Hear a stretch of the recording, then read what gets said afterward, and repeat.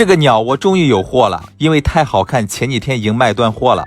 挂在家里，立马感觉有鸟语花香的味道，好像走进了树林里，拉近了人和自然的距离。其实它是一个手工编织的稻草鸟窝，上边还站着了2只鸟，分别是一只黑色的吉祥鸟，还有一只白色的富贵鸟，寓意平安富贵。旁边搭配有各种绿植，鸟窝里还有红色的果子，这样一套才29.9块，